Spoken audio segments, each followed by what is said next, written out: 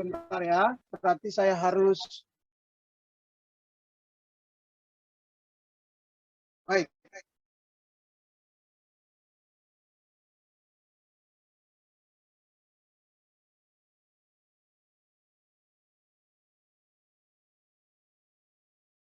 Baik, tema firman Tuhan bagi kita hari ini adalah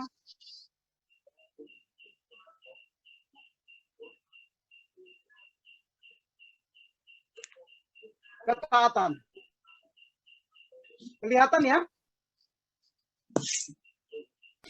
Ya. Apakah ya kelihatan ya? Oke, suara saya jelas. Baik.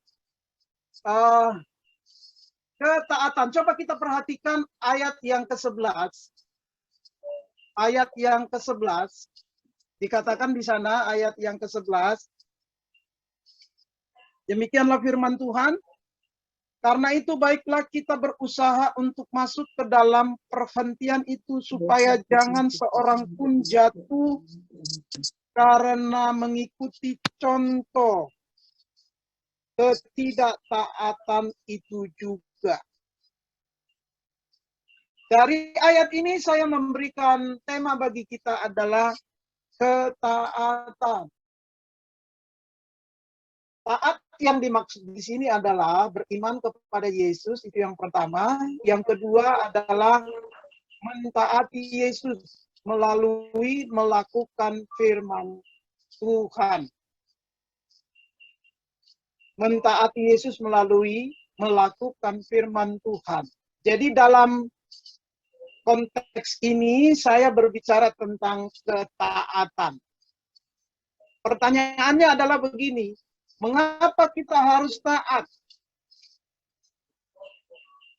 Pertama, kita harus taat supaya tidak ketinggalan untuk masuk ke dalam tempat perhentiannya,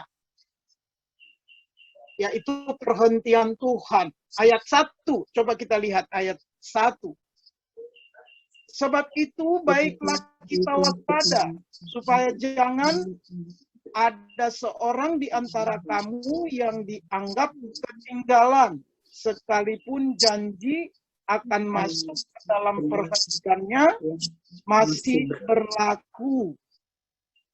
Di ayat 1 ini dikatakan bahwa jangan ada seorang di antara kita dianggap ketinggalan. Apa itu yang dimaksud dengan ketinggalan? Ketinggalan yang dimaksud di sini adalah tidak masuk surga. Ya. Ketinggalan di jalan. Ya, ketinggalan di rumah bisa juga. Ketinggalan di neraka, kira-kira begitu. Ya. Intinya adalah ketinggalan yang dimaksud di sini tidak masuk surga. Kenapa? Karena perhentiannya yang dimaksud di sini adalah surga, di mana Tuhan ada. Walaupun di dalam PL itu perhentian itu disebut Sabat. Sabat itu adalah hari ke-7. Di mana Tuhan memberikan perintah kepada orang Israel supaya mereka pada hari yang ke-7 itu berhenti dari segala pekerjaan dan mereka harus beristirahat, lalu kemudian beribadah dan bertemu dengan Tuhan di dalam bait Allah atau di sinagoge-sinagoge. Itu di dalam perjanjian lama. Ada juga yang di dalam perjanjian lama itu disebut perhentian itu adalah masuknya bangsa Israel ke dalam tanah Kanaan. Tapi dalam perjanjian baru, perhentian yang dimaksud di sini adalah berhenti di dalam dunia ini, berhenti hidup di dalam dunia ini, alias death, alias mati. Lalu kemudian ketemu dengan Tuhan di surga. Nah, surga yang dimaksud di sini adalah tempat perhentian. Jadi kalau mau diartikan supaya kita tidak ketinggalan, maka kita harus taat, mentaati Yesus, lalu kemudian mentaati firman-Nya. supaya kita tidak ketinggalan. Kedua pengertian ini bisa diterapkan di dalam pengertian tidak ketinggalan itu.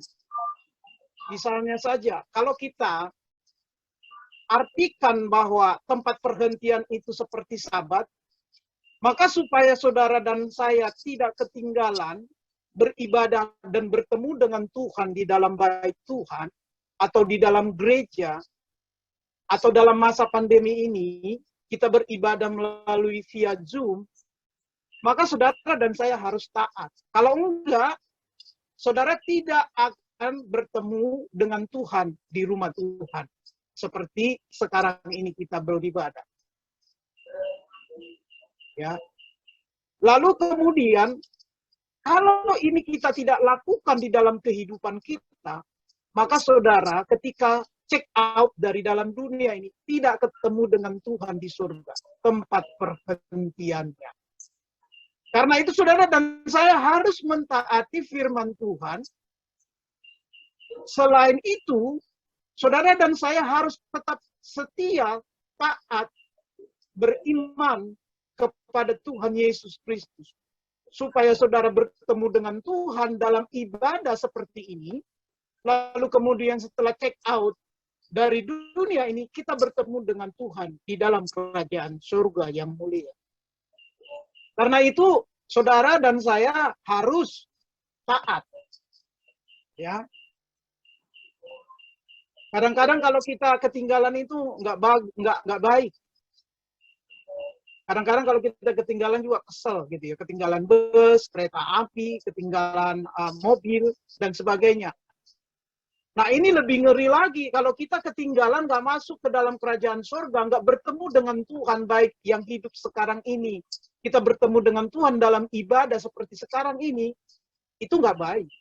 Dan itu akan berpengaruh di dalam kehidupan kita setelah kita selesai hidup di tengah-tengah dunia. Karena itu saudara dan saya harus tetap taat. Taati firman Tuhan, lakukan firman Tuhan, tetap setia beriman kepada Tuhan. Sampai maut menjemput kita. Itu yang pertama. Yang kedua, mengapa kita harus taat? Yang kedua adalah karena berita Injil itu berguna bagi kita. Coba kita baca di ayat yang kedua. Di ayat yang kedua berkata demikian. Karena kepada kita diberitakan juga kabar kesukaan, sama seperti kepada mereka. Tetapi firman pemberitaan itu tidak berguna bagi mereka. Karena tidak bertumbuh bersama-sama oleh iman dengan mereka yang mendengarnya. Perhatikan baik-baik dan tolong garis bawahi. Ya, mereka tidak berguna. Injil itu, pemberitaan Injil itu tidak berguna bagi mereka. Ya, coba lihat. Tetapi firman pemberitaan itu tidak berguna bagi mereka. Apakah yang dimaksud dengan firman pemberitaan itu?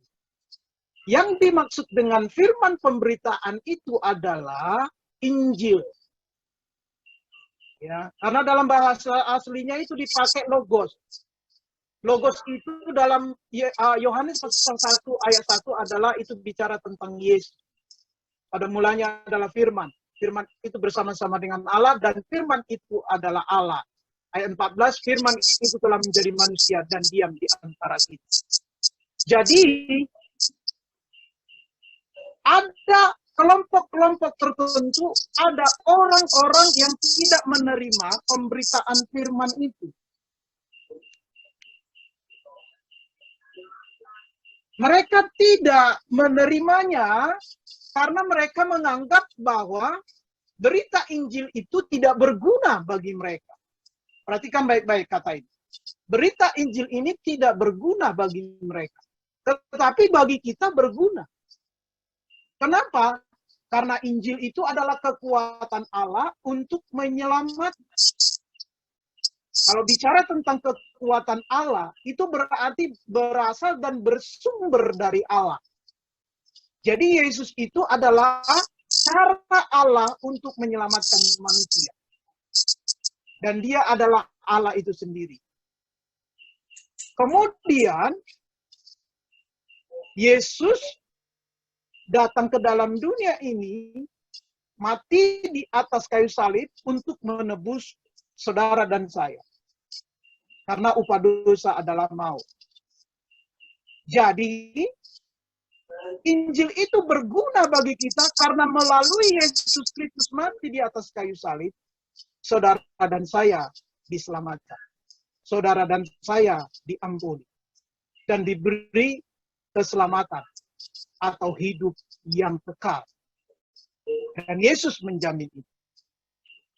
Walaupun ada sebagian orang yang menganggap bahwa Injil itu tidak berguna karena mereka berpikir bahwa dengan usahanya sendiri dapat menyelamatkan dirinya.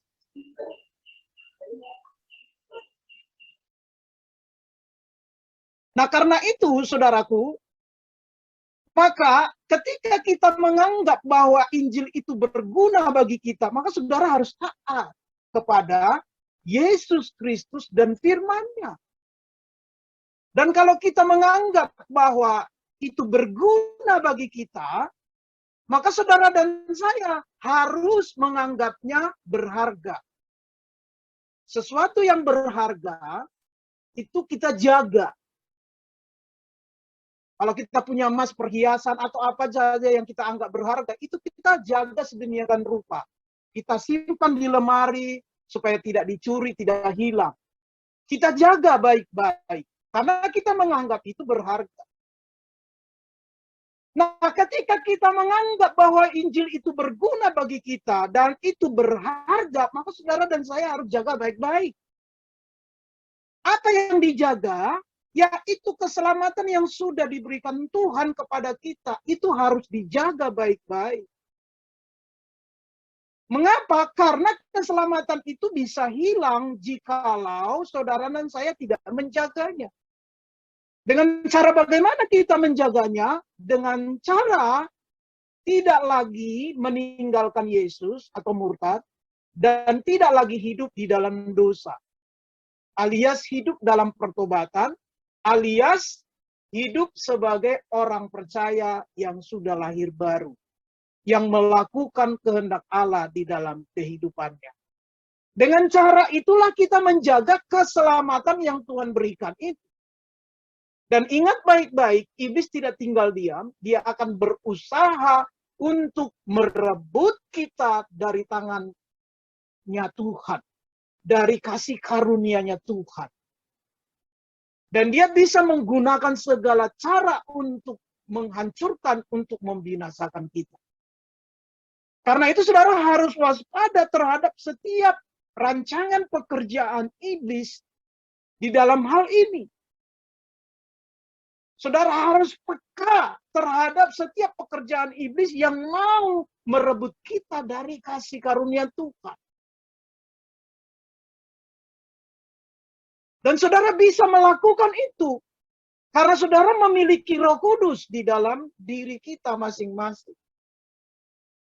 Nah, ketika kita menganggap bahwa Injil itu berguna dan berharga bagi kita, maka saudara dan saya harus membagikan ini kepada orang lain. Jangan nikmati sendiri. Bagikan kepada keluarga, bagikan kepada anak-anak kita, bagikan kepada suami dan istri kita, bagikan kepada tetangga kita, bagikan terhadap teman-teman kita, bagikan kepada semua orang yang hidup di dalam dosa. Karena Injil ini sanggup menyelamatkan mereka seperti menyelamatkan kita.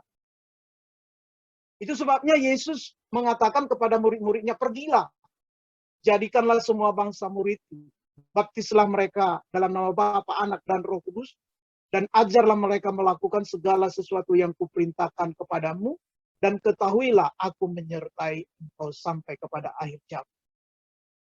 Yesus memberikan perintah ini karena memang Yesus pun tahu bahwa Injil itu, yaitu pekerjaan dia di atas kayu salib itu berguna bagi keselamatan umat manusia. Itu yang kedua. Yang ketiga, mengapa kita harus taat? Karena firman Tuhan itu menyelidiki. Ayat 12, coba kita lihat ayat 12. Ayat 12 berkata demikian, sebab firman Allah hidup dan kuat, dan lebih tajam daripada pedang bermata dua manapun. Ia menusuk amat dalam sampai memisahkan jiwa dan roh, sendi-sendi dan sumsum. Ia sanggup membedakan pertimbangan dan pikiran hati kita.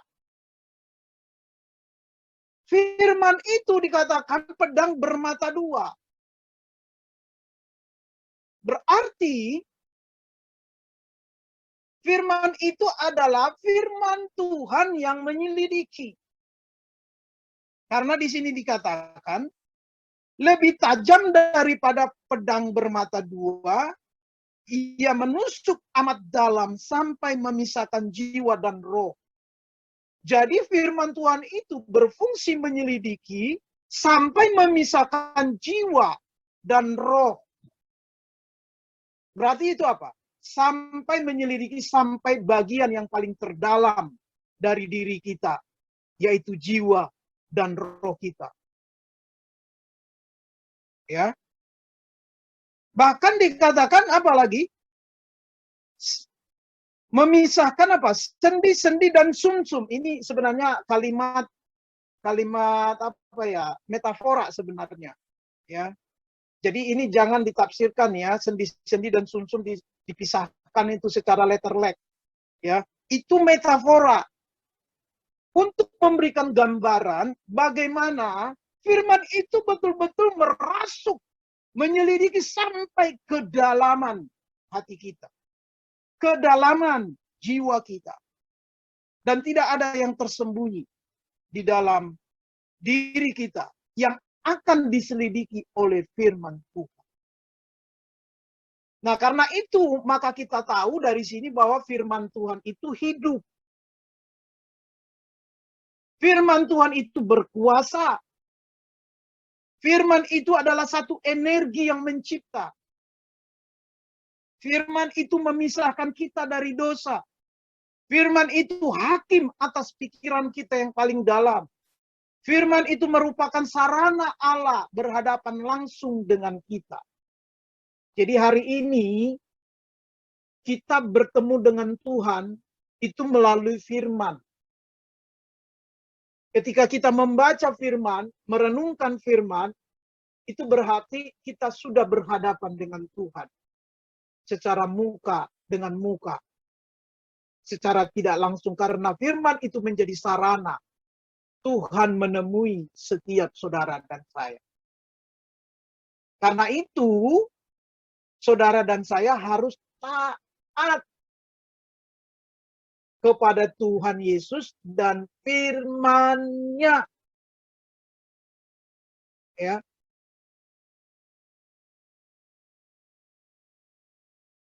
Jika firman Tuhan itu menyelidiki, itu berarti tidak ada sesuatu yang dapat kita sembunyikan sebenarnya. Walaupun kita berusaha kadang-kadang menyembunyikan ketika firman Tuhan kita baca, kita renungkan.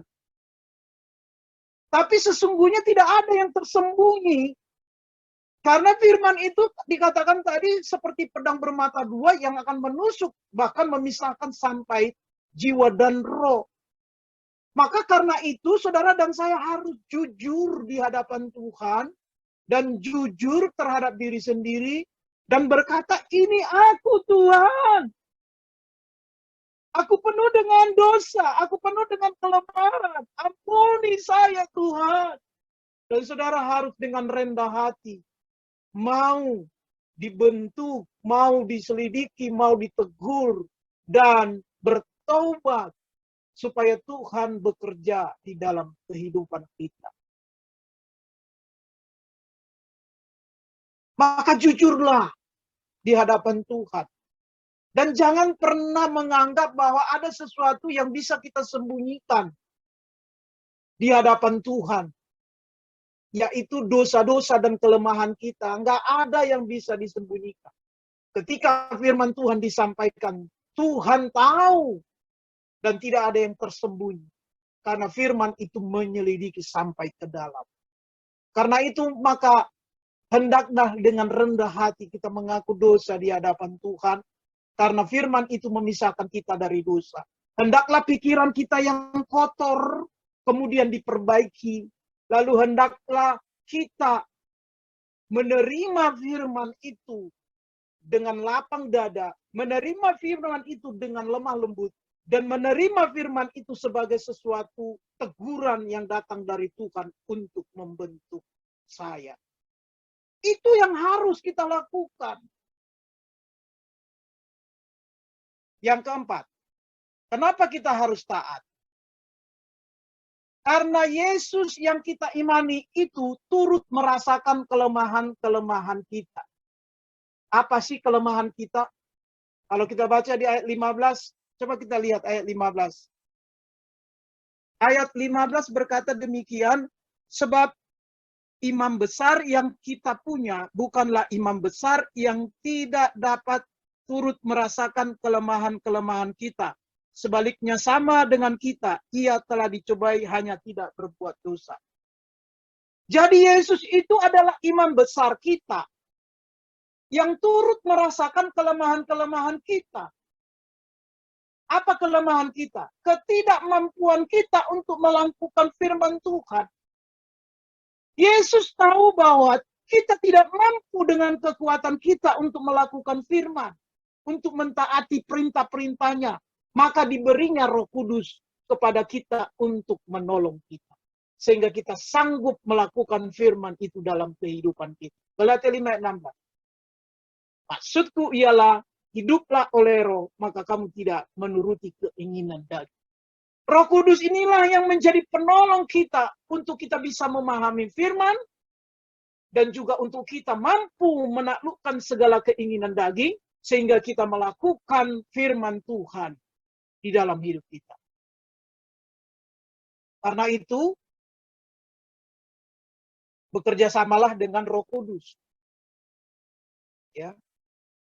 Supaya Roh Kudus hadir dan berkuasa di dalam diri kita, mengurapi kita, dan memberikan kita kekuatan untuk melakukan firman Tuhan. Bukan hanya kekuatan, memberikan kita pencerahan-pencerahan yang baru melalui firman Tuhan. Siapa yang punya pengalaman ketika membaca satu nats, lalu kemudian mendapat nilai-nilai baru, pencerahan-pencerahan yang baru dari firman Tuhan itu? Biasanya, kalau saya, ketika saya duduk diam membaca firman, lalu saya merenungkannya pelan-pelan, memahaminya dan merenungkannya, biasanya selalu ada yang baru, nilai-nilai baru, yang selama ini saya belum dapat, saya dapatkan ketika saya merenungkan firman Tuhan itu. Itu pekerjaan Roh Kudus di dalam diri kita. Karena itu, bacalah firman Tuhan, renungkan dan pahami. Jangan buru-buru. Ya, supaya kita mengerti maksud dari setiap firman. Jaminannya ketika kita melakukan firman adalah Yesus sendiri menjadi jaminannya. Kenapa? Karena Yesus sendiri pun dicobai, cuman dia tidak berbuat dosa. Di ayat lanjutannya, ayat yang ke-15 tadi dikatakan, bahwa dia sendiri pun dicobai, cuman bedanya dia tidak melakukan dosa. Artinya apa? Yesus yang kita imani itu telah menang melawan dosa. Yesus yang kita imani itu telah menaklukkan dosa dan maut. Dan dia yang hadir di dalam kehidupan kita melalui Roh Kudusnya akan juga memberikan kemampuan sehingga kita bisa menaklukkan keinginan daging. Katakan amin.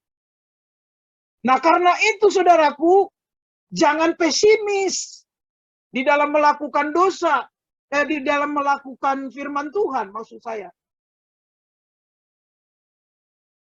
Ada orang yang pesimis gitu loh dalam melakukan firman Tuhan.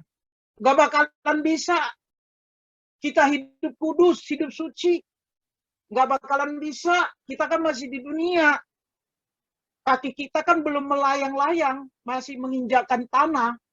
Ini orang-orang yang pesimis sendiri, yang seperti ini adalah orang-orang yang tidak memiliki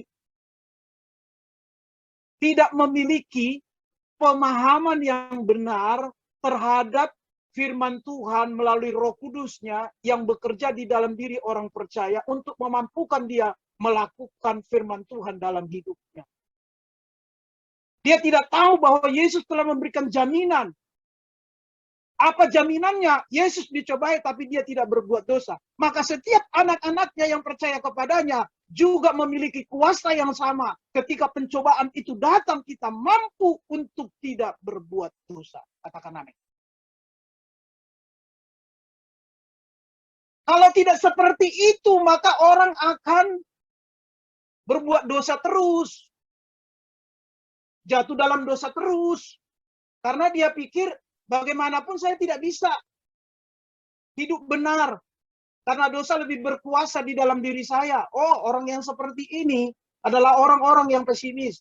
Tapi saudara dan saya adalah orang-orang yang optimis. Yang sanggup menaklukkan keinginan daging. Yang sanggup mengalahkan segala kuasa dosa yang ingin menjatuhkan saudara dan saya. Jaminannya Yesus.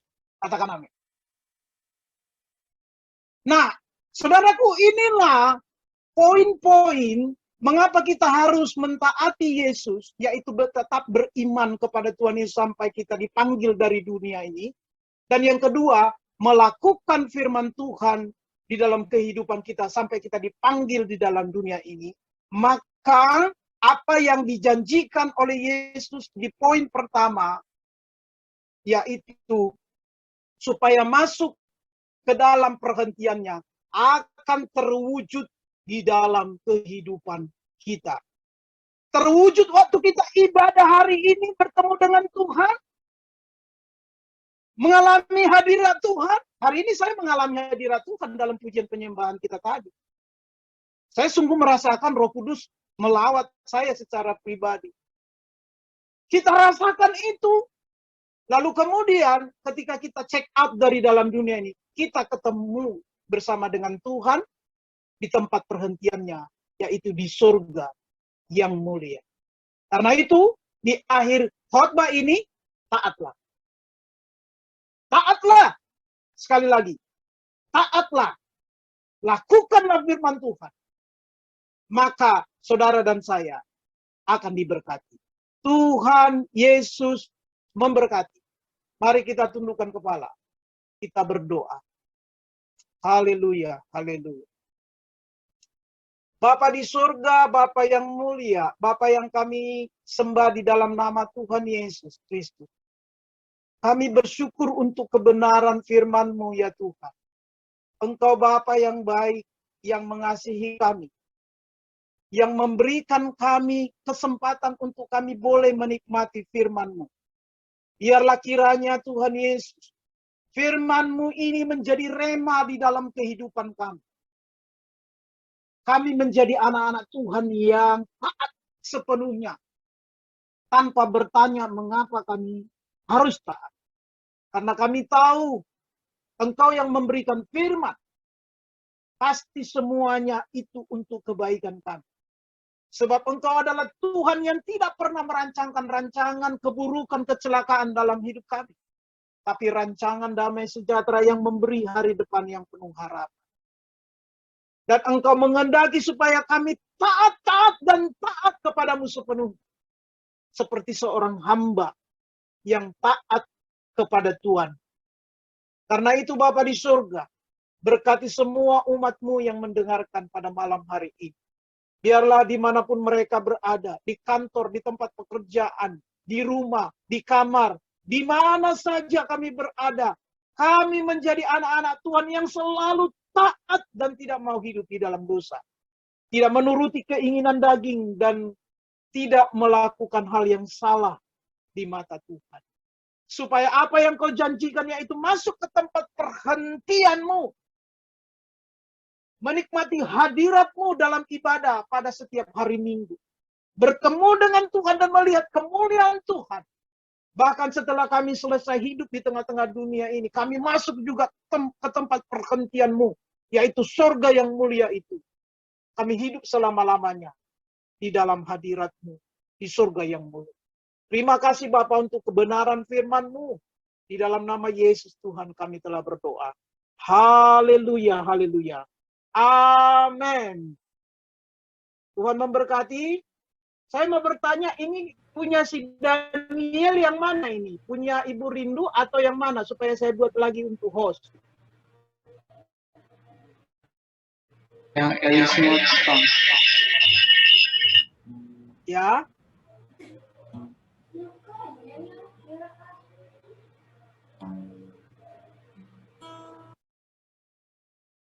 Ya, saya serahkan kembali. Ya, puji Tuhan. Saya percaya semua kita pasti diberkati dengan firman Tuhan malam hari ini. Amin. Amin. Terima kasih buat hambanya yang sudah memberitakan firman Tuhan. Kita kembali diingatkan. Ya, kita kembali diingatkan supaya kita menjadi anak-anak Tuhan yang taat. Ya, biar kita mau taat kepada firman Tuhan.